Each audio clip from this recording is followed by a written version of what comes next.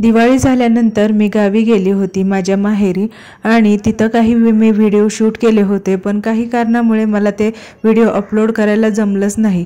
म्हटलं इतके छान आणि गावाकडचे प्रसन्न वातावरण असलेले व्हिडिओ तुमच्यासोबत पण शेअर करावं, म्हणून आज टाइम काढून मी तुमच्यासोबत हे व्हिडिओ शेअर करते। तर माझ्या माहेरी मुक्त गोठा आहे आणि बरेच सारं जनावरं आहेत, गाई म्हशी आहेत। तर त्या मुक्त गोठ्यामध्ये दिवसभर असतात आणि त्याच्यामध्ये आमचा सगळ्यात आवडते पक्षी म्हणजे बदक पण आहेत। तर ते बघा किती सुंदर दिसतात व्हिडिओमध्ये। संध्याकाळच्या वेळेला आज माझी दीदी आली होती आणि दीदी आल्यानंतर आम्ही थोडंसं जेवण करून गप्पा मारत बसलो होतो आणि खास बाबांनी नातवांसाठी झोका बांधला होता। तर त्या झोक्यावरती रेयांश एन्जॉय करत होता आणि आता तुमच्यासोबत शेअर करते भैयाचं माझ्या दिवसाचं रुटीन। सकाळी दूध घालायला जातो, दूध वगैरे काढून शेण काढून दूध घालायला जातो आणि रोज येताना जनावरांचं खाद्य घेऊन येतो। तर त्याची एक तारेवरची कसरतच असते। त्याचं काम बघितलं ना असं वाटतं बापरे हा किती काम करतो आणि आपण एवढंसं घरातलं काम केलं की थकून जातो। तर माझी दीदी आलीच होती, पण तिच्यासोबत तिची दोन्ही मुलं आली होती आणि रेयांश आणि दीदीचा छोटा मुलगा विशू, दोघांचं एवढं जमायचं ना की खूप छान वाटायचं दोघांना। जवळपास थोड्याच वयाचं अंतर असताना त्यांचं खूप जमतं। तर ते ह्यांच्याकडून पाहिल्यानंतर आता हे तुम्हाला दाखवते माझ्या मम्मीने लावलेली झाडं काय हो, गार्डनच करून ठेवलंय तिनं। इतक्या प्रकारची झाडं आणि इतक्या प्रकारची फुलं आहेत ना, तर ते मोजताना सुद्धा ना लक्षात येत नाही अरे किती फुलं आहेत आणि कोणत्या कोणत्या प्रकारची आहेत।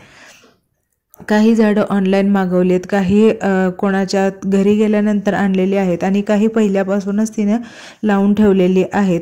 आणि बाबांचं सकाळचं काम कुट्टी करणं, वैरण घेऊन येणं, जनावरांना वैरण घालणं हे नित्य नियमानं त्यांचं काम सुरूच असतं। आणि आता हा व्हिडिओ तुमच्यासोबत शेअर करते मी, हा छोटासा। घराच्या शेजारी शेती आहे आणि शेतीमध्ये बघा मका आणि पालेभाज्या लावलेल्या आहेत, मिरची, वांगी, ज्या पण घरी आपल्याला लागतात ना भाज्या, ते सगळ्या माझ्या मम्मींनी शेतामध्ये लावलेल्या आहेत। थोडंसं फिरण्यासाठी म्हणून गेलो आणि हे बघा बहिणीची मुलं आणि भैया आणि रेयांश सगळेजण त्या भाजीचे शेंडे तोडून खातात आणि खरंच खाल्ले पाहिजेत, ते खूप हेल्दी असतात आणि नॅचरली ते खाल्ल्यानंतर आपल्या बॉडीला चांगला फायदा होतो।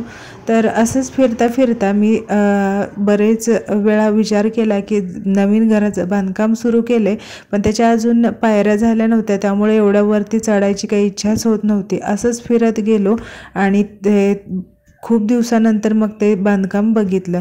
आता खिडकीमध्ये, बांधकामाच्या घराच्या खिडकीमध्ये उभा राहिल्यानंतर किंवा गॅलरीमध्ये उभा राहिल्यानंतर एक सुंदर नजारा दिसतो, कारण पलीकडेच छोटासा तलाव आहे आणि त्याच्यामध्ये भरपूर पाणी आलेलं होतं।